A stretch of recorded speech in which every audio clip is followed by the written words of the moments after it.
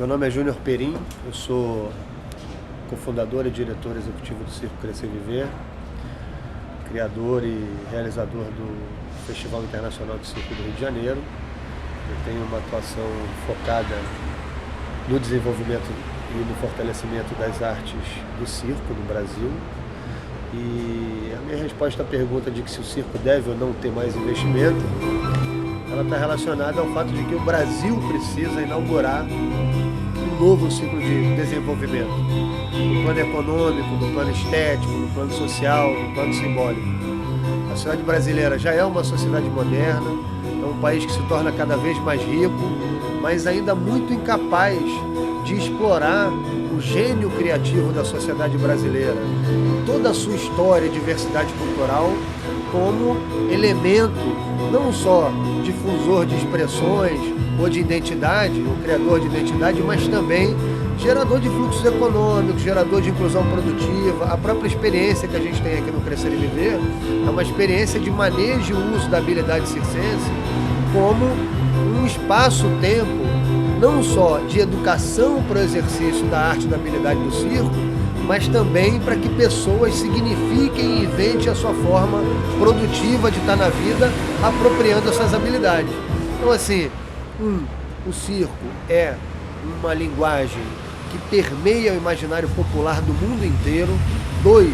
se configura como um grande patrimônio simbólico da sociedade planetária. E 3, historicamente aqui no Brasil, e na maior parte dos países onde não há investimento qualificado e incentivo qualificado à produção circense, é a única linguagem cênica que consegue se sustentar e passar por todas as dificuldades que é você, por exemplo, mover uma lona, mover toneladas de equipamento, mover famílias, mover trupes e circular o Brasil inteiro produzindo relações estéticas, construindo novas identidades,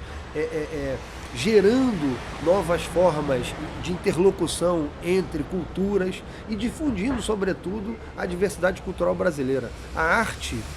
eu acho que no mundo inteiro, mas sobretudo num país com essa dimensão continental que tem o Brasil, deve muito ao circo, sobretudo esse circo itinerante que faz parte do imaginário popular, da lona, das famílias, que é um circo que cada vez mais se vê fragilizado por uma falta de financiamento, fomento e apoio adequado do Estado. Então não estou aqui dizendo que